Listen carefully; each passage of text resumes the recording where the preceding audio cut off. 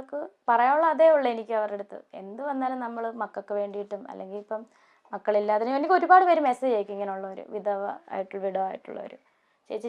ചേച്ചി എങ്ങനെ ഇങ്ങനെ തരണം ചെയ്ത്, ഞങ്ങൾക്ക് പറ്റുന്നില്ല ചേച്ചി. ഞാൻ പറഞ്ഞു ജീവിക്കണം, ജീവിച്ച് കാണിച്ചു കൊടുക്കണം.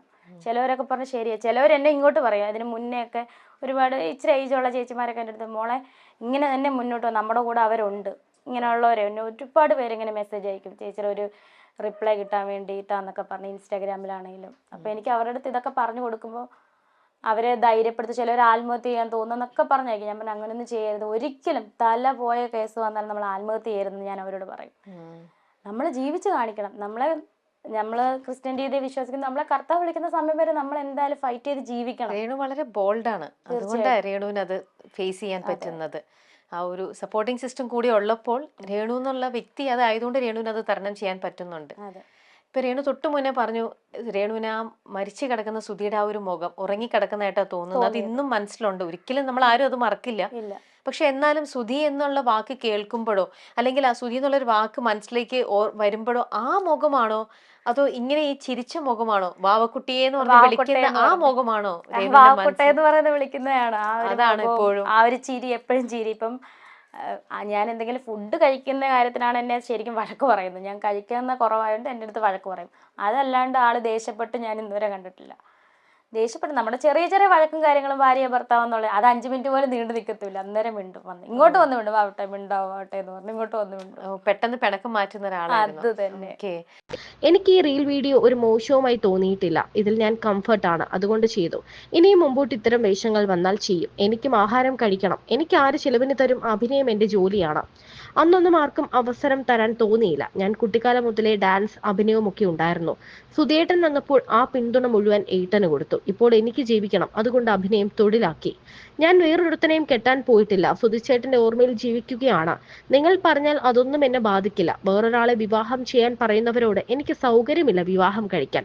ഇനിയും നിങ്ങൾ വിമർശിക്കുന്ന ഇതുപോലുള്ള പ്രഹസനം കാണിക്കും. ആവശ്യമുള്ളവർ കണ്ടാൽ മതി. നമ്മൾക്ക് ജീവിക്കാൻ വേണ്ടി ആർട്ടിസ്റ്റ് ആയവരാണ്. നല്ലത് പറഞ്ഞില്ലേലും പബ്ലിക്കായി തെറി വിളിക്കാതെ ഇരിക്കുക, അത്രയുള്ളൂ. ഉറക്കമുളച്ച് നാടകം ചെയ്യുന്നത് എന്റെ കുടുംബം നോക്കാനാണ്, അല്ലാതെ ഞാൻ വേറൊരുത്തന്റെ കൂടെ പിള്ളേരെ ഇട്ടിട്ട് പോയോ? ഇല്ലല്ലോ. കാണുന്ന എല്ലാ നെഗറ്റീവ് കമന്റുകൾക്കും രേണു മറുപടി തരും. പേടിച്ചിരിക്കാൻ ഇവരുടെ ഒന്നും വീട്ടിൽ കയറി രേണു ഒന്നും മോഷ്ടിച്ചിട്ടില്ല. സുധിച്ചേട്ടൻ ഉണ്ടായിരുന്നപ്പോഴും അദ്ദേഹത്തിനൊപ്പം വെബ് സീരീസിൽ അഭിനയിച്ചിട്ടുണ്ട്. അതാരും കണ്ടില്ലേ? ഒരു നെഗറ്റീവ് കമന്റും ഞാൻ നീക്കം ചെയ്യുന്നില്ല. എന്റെ ശരി തന്നെയാണ് ഞാൻ ചെയ്യുന്നത്. സുധിച്ചേട്ടൻ വീഡിയോ കാണുന്നുണ്ട്. അദ്ദേഹം ഭയങ്കര സന്തോഷവാനാകും. ഒരു സിനിമ ഇപ്പോൾ ചെയ്തു കഴിഞ്ഞു. സിനിമയിൽ അഭിനയിക്കണമെന്നാണ് തന്റെ ആഗ്രഹമെന്നും രേണു പറയുന്നു. 4:30 ആയപ്പോൾ കുഞ്ഞ് കരയുന്നുണ്ട്. 4:30 ആയപ്പോഴേ അപകടം. അപ്പം ഞാൻ എണീറ്റ് കുഞ്ഞിനെ ഉറക്കിയിട്ട് ഫോണിൽ നോക്കിയപ്പോൾ 4:30 മണി. അപ്പോൾ ഓൾറെഡി നോക്കിയപ്പം സുധിച്ചേട്ടൻ അല്ല, ഞാൻ ഫോണ് നമ്മൾ എന്തായാലും ഉണർന്ന് എഴുന്നേറ്റ് നെറ്റ് ഓൺ ആക്കുമല്ലോ, നോക്കും. പക്ഷെ അങ്ങനെ എനിക്ക് തോന്നിയില്ല. സുധിച്ചേട്ടനെ വിളിക്കാൻ ഞാൻ 1-2 പ്രാവശ്യം നോക്കിയതാ.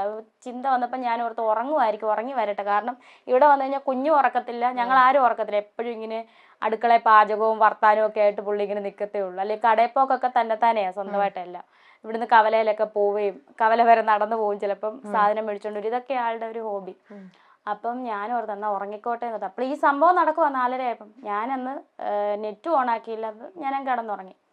രാവിലെ ഇങ്ങനെ കോളുകൾ വന്നുകൊണ്ടിരിക്കുക. അപ്പോൾ 6-6:30-7 മണിയായി ഞാൻ എണീറ്റപ്പം. കോള് വന്നുകൊണ്ടിരിക്കുന്നു. താമസിച്ച് കിടന്നുകൊണ്ട് ഉറങ്ങിപ്പോയി. അപ്പം ഒരു കോൾ എടുത്തപ്പോഴത്തേന് സുധിച്ചേട്ടൻ്റെ ചേട്ടൻ്റെ വൈഫ്. അപ്പോൾ ഇവർ സംഭവം അറിഞ്ഞു, എല്ലാവരും അറിഞ്ഞിട്ട് ഈ മിറ്റം മുഴുവൻ ഈ വഴി മുഴുവൻ ആൾക്കാരാണ്. ഞാനിത് അറിയുന്നില്ല. അപ്പോൾ മൂത്ത മോൻ ഇവിടെയാണ് കിടക്കുന്നത്, ഞങ്ങൾ അകത്തെ റൂമിൽ. എൻ്റെ ഒരു അനിയത്തിയുണ്ട്. പപ്പയും അമ്മയും ഹോസ്പിറ്റലിലായിരുന്നു. പപ്പായ്ക്ക് ഒരു ഓപ്പറേഷനായിട്ട് ഹോസ്പിറ്റലിലായിരുന്നു. അപ്പം ഞാൻ ചേട്ടത്തിയോട് ചോദിച്ചു, എന്നെ അടുത്ത് ഈ വെളുപ്പിനെ വിളിച്ചു സുധി എന്ത് ചെയ്യണമെന്ന് ചോദിച്ചാൽ, അപ്പോൾ ചേട്ടൻ വടകര പോയതാണല്ലോ. എന്നെ അടുത്ത് വന്നില്ല, ഇപ്പം വന്ന് കാണും, ഇനിയിപ്പോൾ ഉറക്കമായിരിക്കുമല്ലോ, സ്റ്റാൻഡിൽ വല്ലോ ഇരുന്നിട്ടേ വിളിച്ചു നോക്കട്ടെ എന്ന്. അപ്പം എഴുന്നേറ്റ് 5 മണിയായപ്പം രേണു വിളിച്ചു നോക്കിയില്ലേ? 5 മണിയായപ്പോഴല്ല, ഞാൻ എഴുന്നേറ്റ് 6-6:30 ആയപ്പോഴാണ് എഴുന്നേറ്റ്. 4:30 ആയപ്പോൾ വിളിക്കാൻ തോന്നിയില്ല എനിക്ക്, എന്തോ എനിക്ക് തോന്നിയില്ല. 5 മണിക്ക് നിങ്ങളുടെ അടുത്ത് പിക്ക് ചെയ്യാൻ വരണം എന്നല്ലേ പറഞ്ഞു. അപ്പൊ ഉറങ്ങിപ്പോയി. ഉറങ്ങി 6-6:30 ആയപ്പോഴാണ് ഞാൻ എഴുന്നേറ്റ് വിളിച്ചത്. സൂചിച്ചേട്ടനെ 5 പ്രാവശ്യം വിളിച്ച്. അപ്പൊ 5 പ്രാവശ്യം വിളിച്ചിട്ടും ബെല്ലടിക്കുന്നുണ്ട്. പക്ഷെ ആ ഫോൺ ഇതുവരെ നന്നാക്കാൻ പറ്റിയിട്ടില്ല. ഞാൻ കൊടുത്തു നോക്കി കടയിൽ, അതുപോലെ അത് തകർന്നു പോയി. പക്ഷെ ബെല്ലടിക്കുന്നുണ്ടായിരുന്നു. അപ്പം എനിക്കൊന്ന് ഡിസ്പ്ലേ പോയി കാണും, ബെല്ലടിക്കുന്നുണ്ട്, പക്ഷെ എടുക്കുന്നില്ല ആരും. അപ്പൊ എനിക്ക് ഡൗട്ടൊന്നും അടിച്ചില്ല. നമുക്ക് അങ്ങനെ തോന്നും, നമ്മുടെ ആള് മരിച്ചു പോകും, നമ്മൾ ഓർക്കുമോ, ഇനി എന്തുവാ ഇത് സംഭവം എന്ന് പറഞ്ഞപ്പോഴാണ് ഇങ്ങനെ കോള് വരുന്നത്. അപ്പൊ ഞാൻ എഴുന്നേറ്റ് ഇവിടെ വന്ന് തിണ്ണേ വന്നോണ്ട് വേറൊരു കോള്, ചേച്ചി വാർത്തക്കകത്ത്. ശരി. അപ്പൊ എന്റെ വിചാരം പണ്ട് നമ്മുടെ കൊറോണ ടൈമിൽ ഒരു ഫേസ്ബുക്കിൽ ഒരു ഇഷ്യൂ വന്നായിരുന്നു സുചേട്ടന്. ഒരു സാമ്പത്തികമായിട്ടുള്ള കടം ത്തിന്റെ പ്രശ്നമൊക്കെ വന്നായിരുന്നു ആ കൊറോണ ടൈം. ഇനി അത് വല്ലതും ആണോ വാർത്തക്കകത്തെന്ന് ഞാൻ ചോദിക്കുക. അപ്പൊ അവര് പറഞ്ഞു ചേച്ചി അപ്പൊ ഒന്നും അറിഞ്ഞു. ഞാൻ പറഞ്ഞു ഒന്നും അറിഞ്ഞില്ല, എന്താ സംഭവം എന്ന് ചോദിച്ചു. അവരന്നേരം കട്ട് ചെയ്ത് 2-3 കോൾ ഇങ്ങനെ വന്നിട്ട് കട്ട് ചെയ്തപ്പോൾ എനിക്ക് എന്തോ ഡൗട്ട് അടിച്ച്. ടി വിയിലെ വാർത്ത എന്ന് പറയുമ്പോൾ ഞാൻ എന്നിട്ട് ടി വി വെച്ചില്ല. ഞാൻ കിച്ചുവിനോട് പറഞ്ഞേടാ നീ ഒന്ന്. അപ്പോൾ അവൻ ഉറക്കത്തില്ല, നല്ല ഉറക്കത്തില്ല. വെളുപ്പിനെ അങ്ങോട്ട് കൂട്ടുകാരുടെ അടുത്ത് പോയിട്ട് അങ്ങോട്ട് വന്ന് കിടന്ന് എവിടെയോ എന്തോ ആവശ്യത്തിന് പോയതാ, കല്യാണ പാർട്ടി എന്തോ. അപ്പം ഞാൻ പറഞ്ഞു കിച്ചു ഒന്ന് എണീക്കടാ, നമ്മുടെ അച്ഛൻ എന്തോ പറ്റിയിട്ടുണ്ട്, നീ ഒന്ന് വിളിച്ച് നോക്കാൻ പറഞ്ഞപ്പോൾ ദേ ഉറക്കത്തെ വിളിച്ചതല്ലേ, ഈ അമ്മയുടെ കാര്യം അച്ഛൻ എന്നാ പറ്റാനാ എന്ന് പറഞ്ഞ് ഇങ്ങനെ എഴുന്നേറ്റ് ഇവൻ കോൾ എടുത്തോണ്ട് ഫോൺ എടുത്തോണ്ട് അകത്തോട്ടങ്ങാണ്ട് കയറി. ഞാനിത് കതവ് തുറന്ന് വെളിയിലിറങ്ങിയപ്പോൾ അവിടെ തൊട്ട് ഇവിടെ വരെ ആൾക്കാർ എല്ലാവരും ഇങ്ങോട്ട് നോക്കി നിൽക്കും. എത്ര മണിയായിട്ടുണ്ടാവും? 6-6:30 7 മണിയായി, എന്തായാലും 7 മണിയായി. അപ്പോഴും നിങ്ങൾ ടി വി ഒന്നും ഇട്ടിട്ടില്ല, ഒന്നും അറിഞ്ഞിട്ടില്ല? ഇവിടെ ഇല്ലാത്തതുകൊണ്ട് അല്ലെ ഇവര് വെളുപ്പിനെ വാർത്ത വെക്കുന്ന 24. ഇവരിവിടെ ഇല്ലല്ലോ, വേറെ ആരും വിളിച്ചിട്ടുമില്ല. വിളിച്ചോണ്ടിരിക്കുന്നുണ്ട്, നമ്മൾ അറിയുന്നില്ല. ഞാൻ മിസ് കോൾ ഇങ്ങനെ വന്നിട്ടുണ്ടെങ്കിൽ തന്നെ സംഭവം നമുക്ക് അറിയത്തില്ല. അപ്പൊ ഒരു കോളും എടുത്തിട്ടുമില്ല? 2-3 കോൾ എടുത്ത്. ചേടത്തി ഞാൻ പറഞ്ഞില്ല, ചേടത്തി വിളിച്ച കോൾ എടുത്ത്. അവരാരും ഒന്നും പറഞ്ഞിട്ടുമില്ല? അവർക്ക് മനസ്സിലായി ഞാൻ അറിഞ്ഞിട്ടില്ലെന്ന്. വെളിയിൽ ഇറങ്ങിയപ്പോ ആൾക്കാർ. അപ്പൊ ഞാനിങ്ങനെ നിൽക്കുക, എന്തോ സംഭവം എന്ന് ചോദിക്കുന്നില്ല. അപ്പം ചോദിക്കുവാ ഞാനിങ്ങനെ.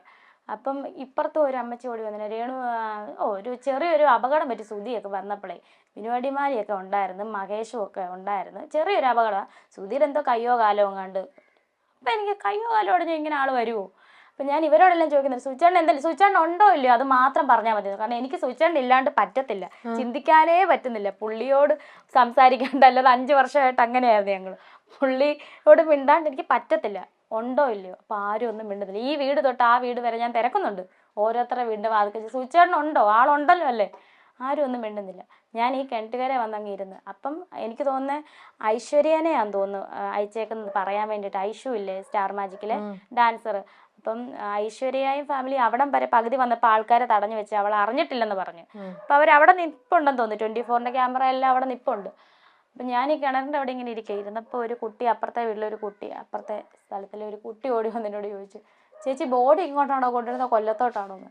സത്യം പറഞ്ഞാൽ അപ്പോഴാണ് ഞാൻ അറിയുന്ന ആൾ പോയെന്ന്. ഒരുമാതിരി ഒരു കിളി പോയ പോലെ ആയിപ്പോയി തലേന്ന്. ഇങ്ങനെ അങ്ങ് ഇരുന്ന് ഇങ്ങനെ ഇരിക്കുമോ, അനങ്ങുന്നില്ല. സുധിച്ചേട്ടൻ മരിച്ചെന്നോ? നമ്മൾ സ്വപ്നത്തിൽ കരുതുമോ സുധിച്ചേട്ടൻ മരിച്ചെന്ന്?